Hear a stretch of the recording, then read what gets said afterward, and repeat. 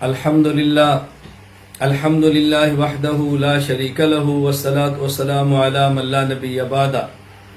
حضرت عمر بن خطاب، حضرت عمر فاروق امیر المومنین، رسول اللہ صلی اللہ علیہ وسلم کے سسر، آپ کے فضائل اور مناقب بہت زیادہ ہیں، آپ کی عظمت بہت زیادہ ہے، اسلام میں آپ کا بہت بڑا مقام اور مرتبہ ہے۔ حضرت عمر رضی اللہ تعالیٰ عنہ کا بہت بڑا مقام اور بہت بڑا مرتبہ ہے۔ حضرت عمر بن خطاب رضی اللہ تعالیٰ عنہ وہ شخص ہیں کہ جن کے بارے میں رسول اکرم صلی اللہ علیہ وسلم نے ارشاد فرمایا۔ یہ حدیث مبارک صحیح بخاری باب مناقب عمر بن خطاب کے اندر موجود ہے۔ حضرت ابو ہریرہ فرماتے ہیں کہ رسول اکرم صلی اللہ علیہ وسلم فرمایا، لقد كان فيما كان قبلكم من الامم ناس محدثون فإن يك في امتي احد فإنه عمر۔ تم سے پہلی امتوں میں ایسے لوگ گزرے ہیں کہ جن پر اللہ کی طرف سے الہامی باتیں اترتی تھی، ان کے دل میں اللہ صحیح باتوں کا القاء فرماتے تھے، حق ان کے دل پہ اتر جاتا تھا، اور میری امت میں ایسا کوئی شخص ہے تو عمر بن خطاب ہے۔ اللہ اکبر، یعنی آپ کے دل پہ حق اترتا، اللہ اکبر، حق کو قبول فرماتے تھے، باطل کو رد فرماتے تھے۔ اور حضرت عبداللہ بن عمر رضی اللہ تعالیٰ عنہما فرماتے ہیں، یہ حدیث مبارک سنن ابی داؤد باب التفضیل میں موجود ہے۔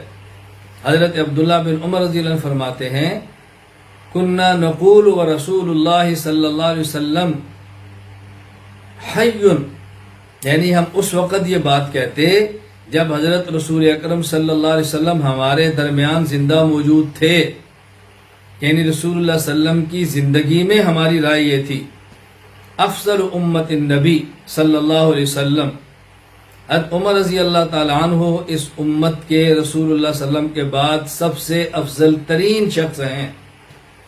بعد ہم یہ کہا کرتے تھے افضل امت النبی صلی اللہ علیہ وسلم ابو بکر، حضور اکرم صلی اللہ علیہ وسلم کے بعد اس امت کے افضل ترین شخص ابو بکر ہیں، ثم عمر ثم عثمان، پھر حضرت عمر پھر حضرت عثمان رضی اللہ تعالیٰ عنہ۔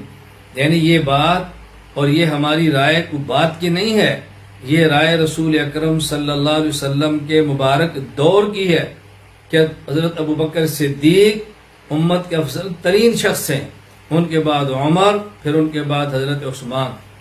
اور حضور اکرم صلی اللہ علیہ وسلم کا واضح ارشاد ہے، نبی کریم صلی اللہ علیہ وسلم نے حضرت عمر رضی اللہ تعالیٰ کے بارے میں عجیب بات ارشاد فرمائی، فرمایا ان اللہ جعل الحق علی لسان عمر وقلبہ، عمر کی زبان، عمر کے دل پر اللہ نے حق کو جاری فرما دیا۔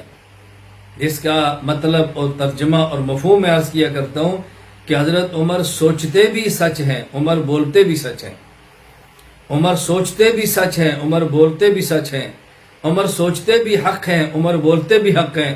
نہ عمر کا دل غلط بات کی طرف جاتا ہے، نہ عمر کی زبان غلط بات کی طرف جاتی ہے۔ عمر نے جو بولا وہ بھی سچ بولا، جو عمر نے سوچا وہ بھی سچ بولا۔ عمر حق ہے اور ہم حق کے ساتھ ہیں، حق کے آنے پر خوش ہیں، حق پہ راضی ہیں، حق کو پسند کرتے ہیں، حق سے محبت کرتے ہیں۔ اے اللہ ہمیں حضرت عمر رضی اللہ تعالیٰ کے محبین میں شامل فرما۔ وآخر دعوانا الحمدللہ رب العالمین۔